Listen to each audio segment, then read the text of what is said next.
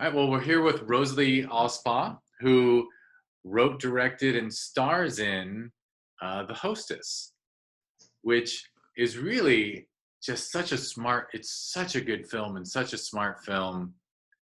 Um, I'm really impressed with how you were able to take a small moment, like such a small moment that happens to someone in the workplace, and just by the way she's treated by two coworkers.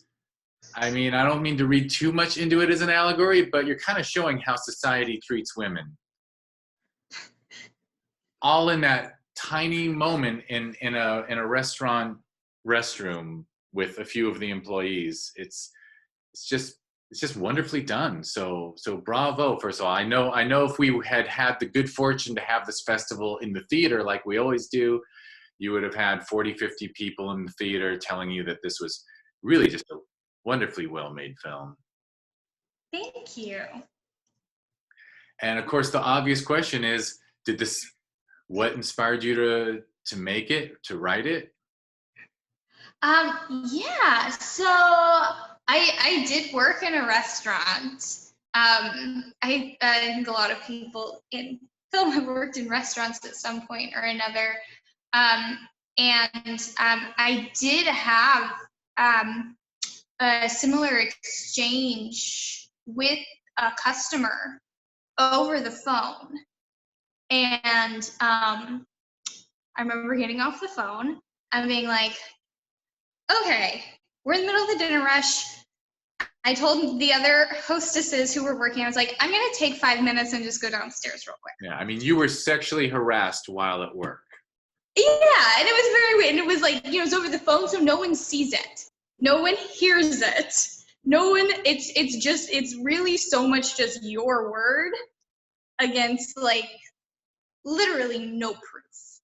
And I realized that, so I was like, I'm gonna take a few minutes. I'm gonna go downstairs, and I ran into one of my coworkers downstairs, and I was just sitting in the like changing room, just kind of like being like, that just happened. Like that is so weird. This happened maybe 5-ish years ago.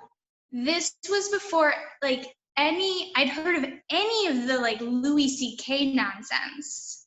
So I had no idea this was a thing. And I was like, that was the weirdest thing that has ever happened. That is such a weird thing. And, and then of course, years later, you hear about Louis C.K. and it's like, oh, actually, that's a thing that happens regularly. Who knew? How bizarre. But the what really inspired it was the exchange I had with a coworker, and she said, "You okay?" And I was like, "Yeah, but this just happened." And I was like, "I'm just processing," and she was kind of like, "Yeah," and then like went back upstairs. And I just remember in that moment thinking like, that was maybe not the best response that could have happened. That was not the best way to respond. But I remember looking at myself and being like, how did I expect her to respond? Why would I expect someone to know the perfect response? And like that really tiny exchange, that like 10-second exchange stuck with me just in the, where I judged her and thought that was not a good way to respond, and realized like, why would I expect her to know how to respond? Yeah, you clearly have a lot of empathy, because even when you were seeking empathy, you showed empathy for the person who showed you none. Well, I mean, and it's one of those things when you take like minuscule moments and you can kind of blow it up, you realize, at least like in myself and with women I've talked to, they've had this exchange. They've had this moment. Totally different circumstances, right? But a lot of people have had that moment. And like if you think about it, the number of women who are sexually harassed or assaulted or raped, they all usually end up telling someone who is close to them, who is usually not someone who like knows the right way to respond or is in any way sort of prepared to take on that information. And it just becomes really delicate. It becomes really easy for that sort of exchange to almost cause more trauma.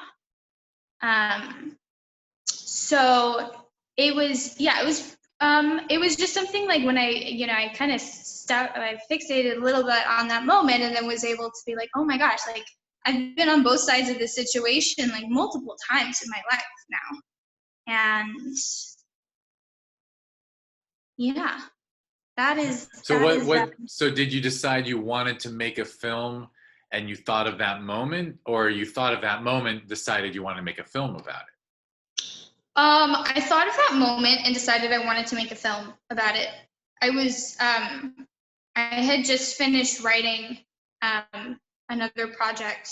I just finished writing my first feature, and I remember I was driving to work, and I hadn't thought about this moment, this 10-second moment, in probably a couple of years at that point. And for some weird reason, it just popped into my head. And I was like, hey, like, I want to examine this exchange. Yeah. And you did it. So one of the things I like so much about it, and obviously anyone who sees this the film comes before this, so they've seen it, so this isn't a spoiler, is how clearly the other women who you're playing off of just really show us how society isn't prepared to show to be there for people, like at large. Even women aren't showing her any empathy, and I just love how you bring in the second person, and she's even a little colder. Yeah. I mean, it's just really, I find it impactful. I think it's just I think it really sends a great message, really. Thank you. Thanks. Yeah. It is, and once again, like I can say, in maybe the from when I wrote this, it had maybe been like 10 years where like sexual assault and sexual harassment were anything that was even on my radar at all, right? I don't think you think about that stuff when you're little. So it had been about 10 years that had been just generally like in my brain. And like in that time, the number of times that I have seen, like with people in my circle, like have experiences that other people, even people in,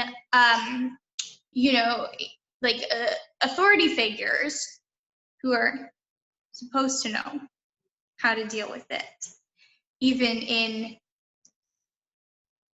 not even in an emotional capacity, but in, I'm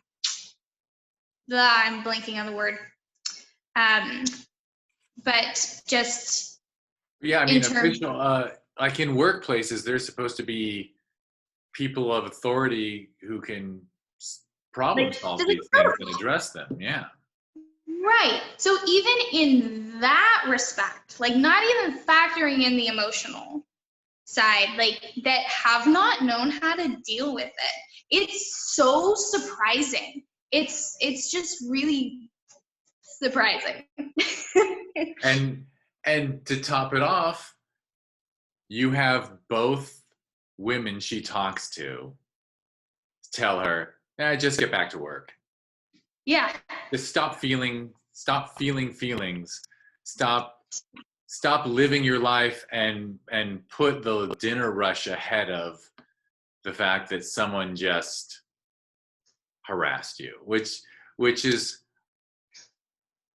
sadly, that is what happens. Everyone gets told, even if they're speaking about a Supreme Court justice, everyone's told, "Oh, really? Just get over it." Right. Yeah. And I really, I wanted her reaction, Margot's reaction and Margot's perspective to be a bit more, well, I wanted her perspective to be more naive so that her reaction would be bigger to sort of contrast. Yeah, I mean, we're talking about harassment, but you made a lot of great filmmaking choices. One of the jury questions was you were able to tell such a compelling story inside a small, limited location.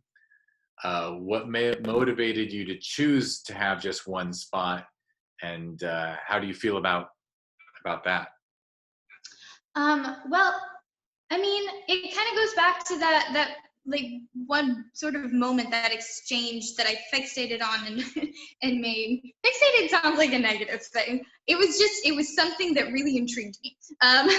That exchange that intrigued me, and turning it into, a 7-minute conversation was already making the point of the matter bigger than it usually ever is in life. And it's about their interaction, right? It's moments where Margot is looking to Charlotte for the reaction she wants. Whether it's she's looking to her in the mirror, or she's looking to her actual, not her reflection, but her person. And it's those moments too that I think really show Charlotte's perspective, in that she's not just like looking at Margot and being cold, is that she's avoiding, she's looking away. She doesn't know how to confront this. And I think adding another location, even extending the story, would have. Yeah, you didn't need to show the restaurant. It would have been superfluous. Yeah. Yeah. Your DP and everyone did a wonderful job. I'll let them know. Yeah, they're great. My DP. Let them know. I mean, it looks great, and you have.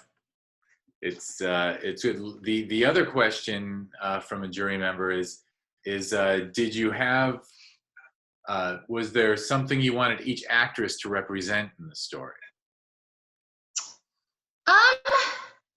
Not necessarily like something I wanted them to represent.